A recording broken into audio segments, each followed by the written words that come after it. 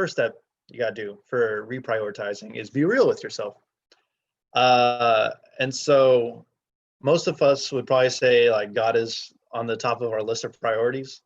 But like I said with the last quote, he's at the top of our list, but I mean, we kind of get distracted, we get rushed, and I mean, we say that he's at the top, but I don't know, sometimes he can kind of slip based on our actions.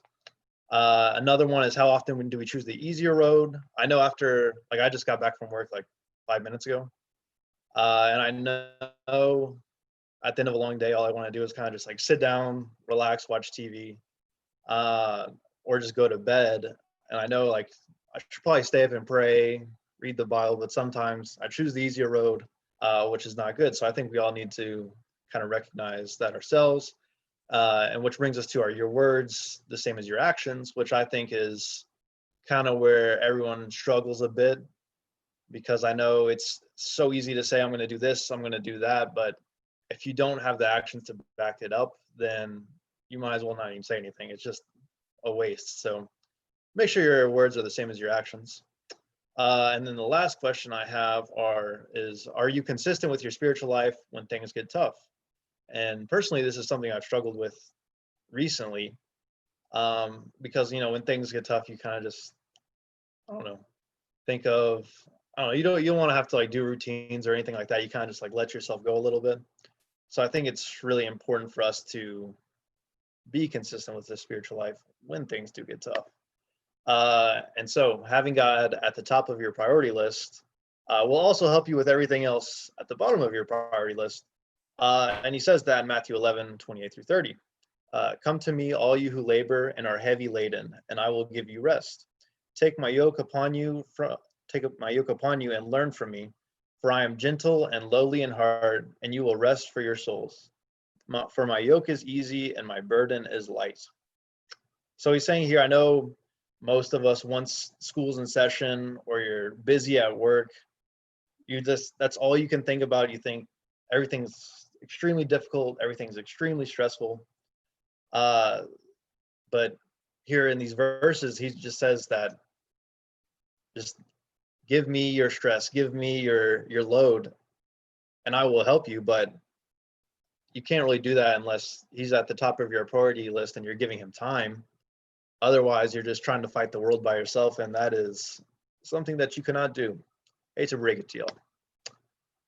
And so, which brings us to recognizing what's important. So not only we have God on top, you also have, you know, loved ones and whatnot, and after that, you know, maybe school or job and what have you. But I thought these verses were pretty applicable, because I know, you know, once most of us graduate, you are going to be working, and most of us are probably going to be working a lot. Me as a historian, not so much, but for the 98% of you that are all medical students, you will probably be working very hard and making a lot of money.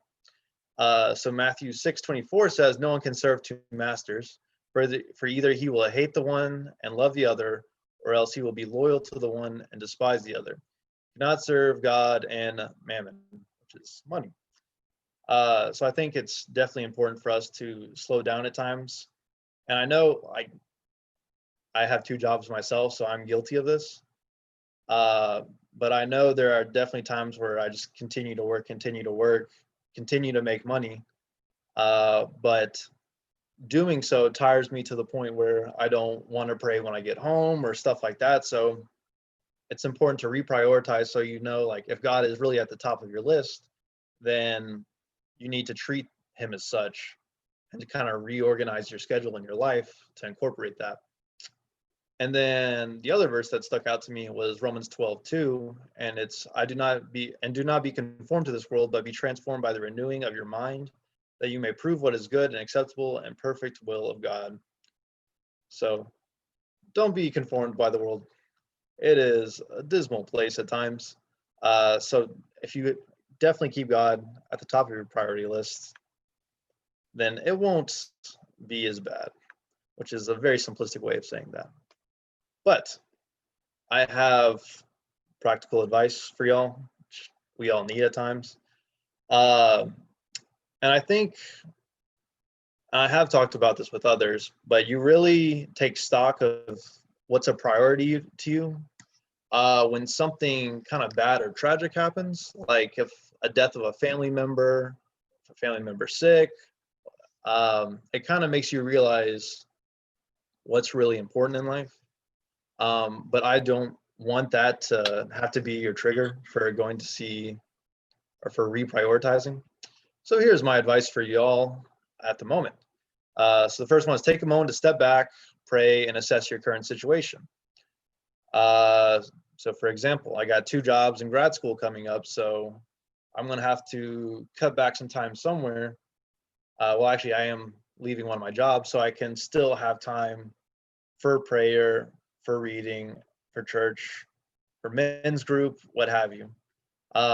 And then keep track of what your average day is like. I know for me, I have like a screen time thing on my phone, and it is remarkable how much time racks up without you really noticing. And then the end of the day, and you're just like, wow, I spent like 3 or 4 hours on my phone. Like, what the heck?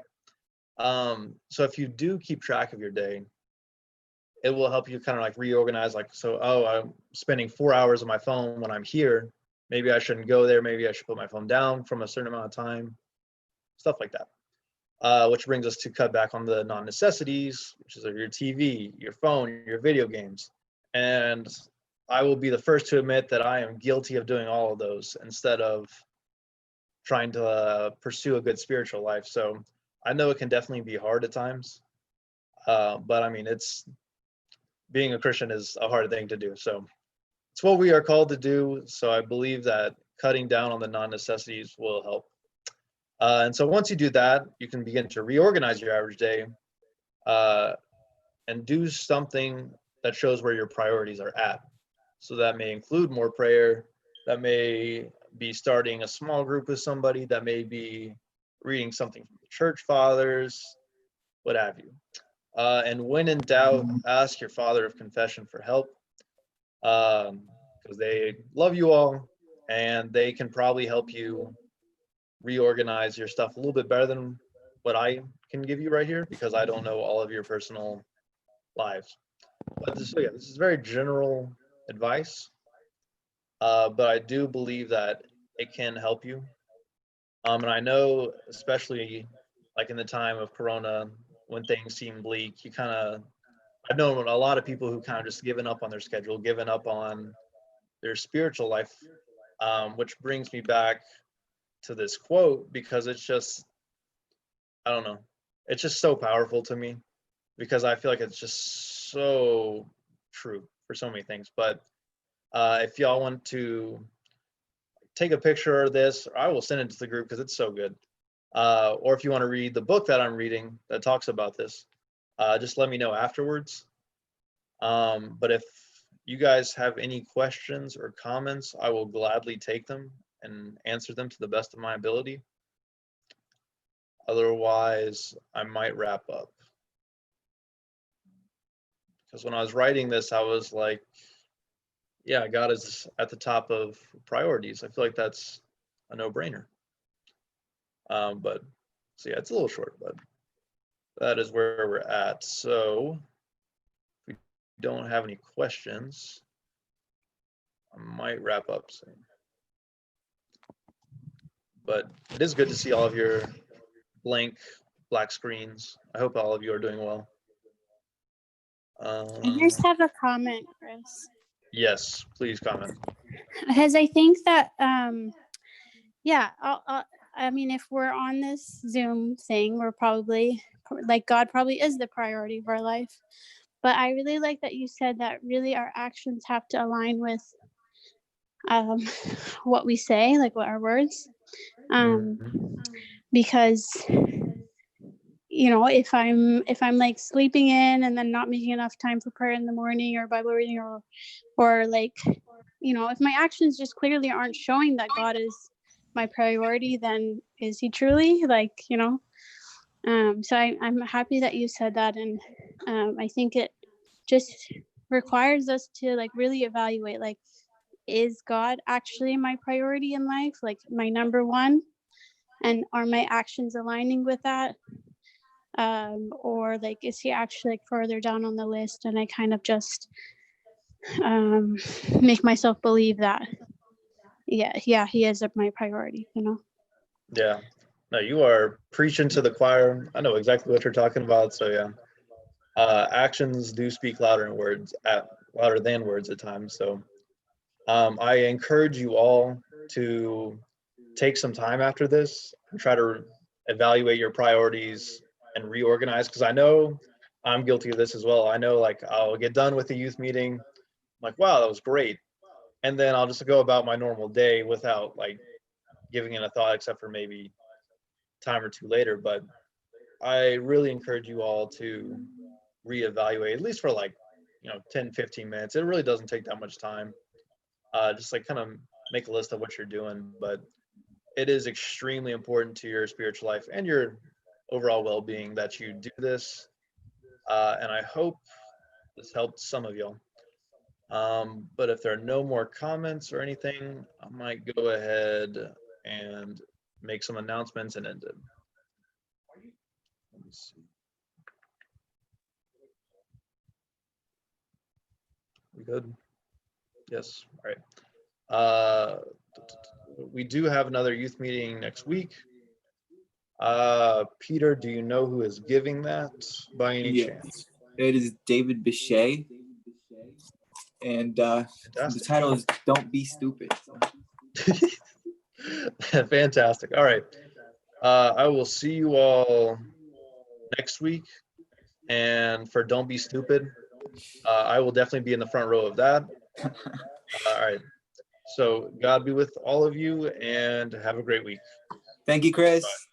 Good. Thank you. Goodbye. Thanks, Chris. Goodbye. Thank you.